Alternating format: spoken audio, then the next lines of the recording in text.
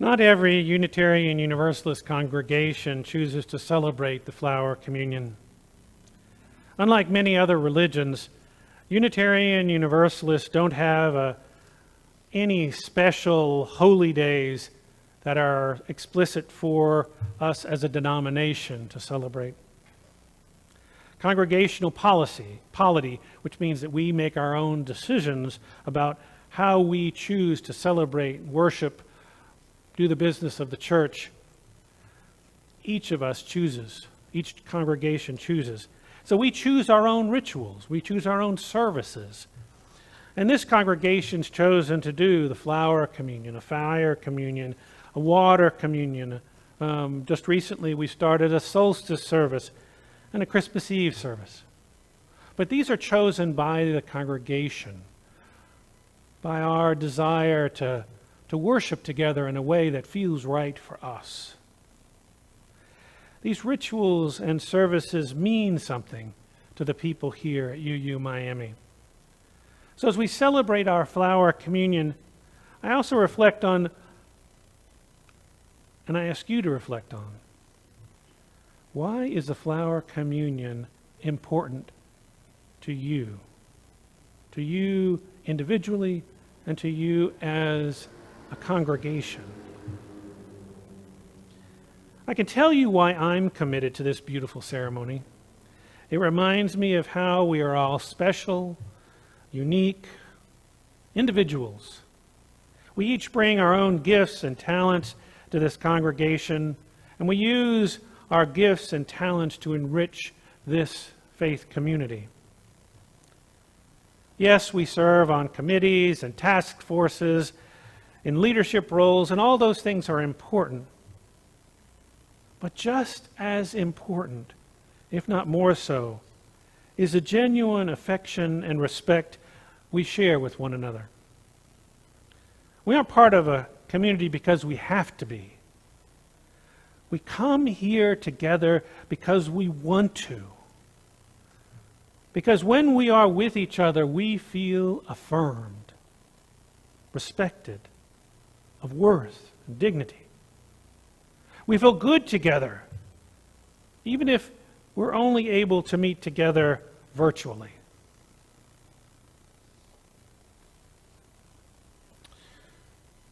Remember, at the ending of the story that I read to you, it was strange how all the flowers in the field got brighter and healthier and taller and more beautiful as this rabbit watered this poor, decrepit, dry flower.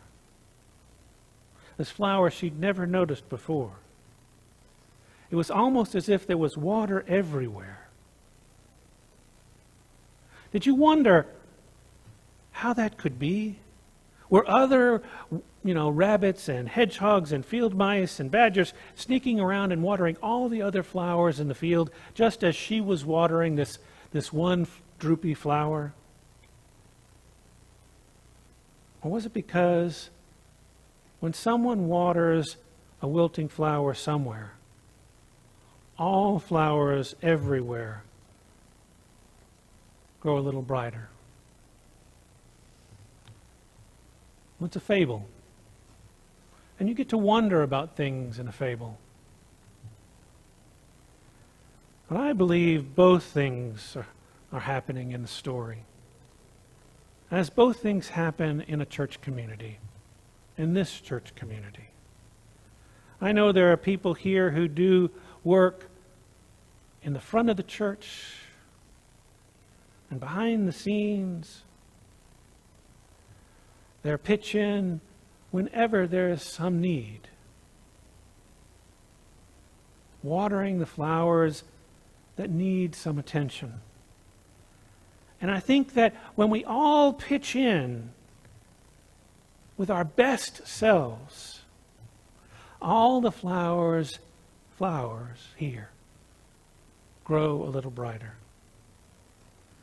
The loving spirit we share with one another as we do the work of the congregation, whether it's teaching the youth to learn more about themselves or to learn about Unitarian Universalism or living an ethical life, or if it's making and serving lunch for one another on a Sunday morning, or managing the church budget, or board work, or committee work, lights, keeping the lights on and the staff paid and the programs functioning. The loving Spirit is what gives that work wings. That loving Spirit is what lights a spark within each of us and lights the chalices in our hearts. Let me offer a quote. It's from The World According to Mr. Rogers.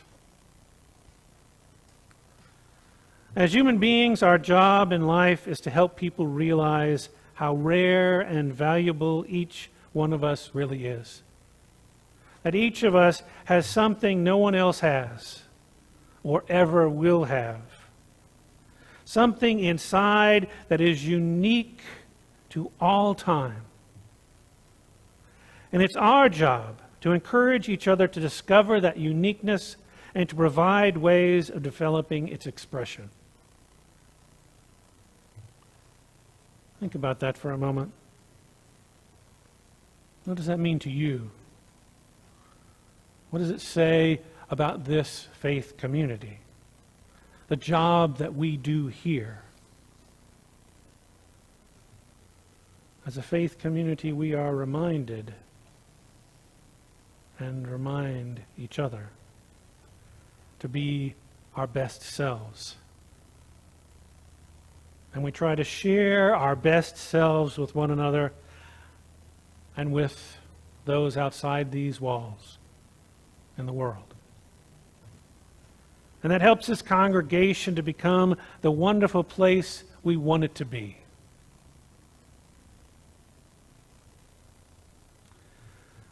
So that anybody, anytime, who comes into this building or who joins us virtually, member, friend, guest, they get the sense that this is a place where love is shared, where people become better by being together. The whole field, our congregation, grows brighter and healthier and more beautiful, not only because of what we do here, but how we do it. When we share our best selves with one another and encourage each other to be our best selves, however that may look for each of us, we are all enriched. Our congregation is enriched, and the work that we do in the world and the larger community is enriched. We are like the bouquet full of flowers here in this church. Maybe you are a rose or a dandelion or a sunflower or an iris. Maybe you're a weed. Maybe you're the only flower of your kind and you think no one will notice if you're not in the bunch since there are so many flowers there. But my friends, we will notice because you are special and unique and add something to our beautiful bouquet that we call UU Miami.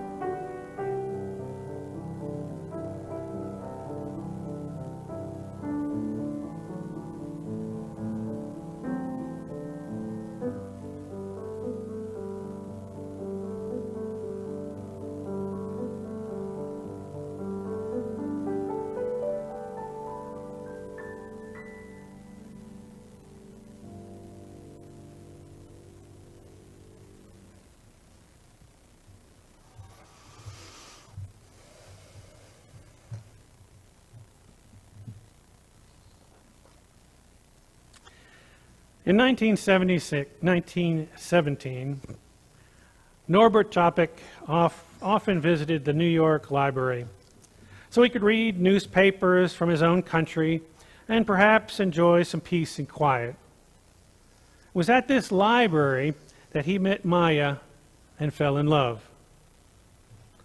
They were soon married. It was also at this library where he met a man by the name Tomas Masaryk and heard Tomas speak about the political situation in Czechoslovakia. Tomas was the leader of a group of Czech people living in New York, and he was a Unitarian. Norbert enjoyed learning about Unitarianism from Thomas. He felt he had found a faith he'd been moving toward his whole life. He quickly enrolled in Meadville, Lombard, a Unitarian seminary. He graduated as a Unitarian minister just as the First World War ended. He felt strongly called to establish Unitarianism in the land of his birth, even though he knew it would be difficult. The Catholic Church was still very powerful in Czechoslovakia.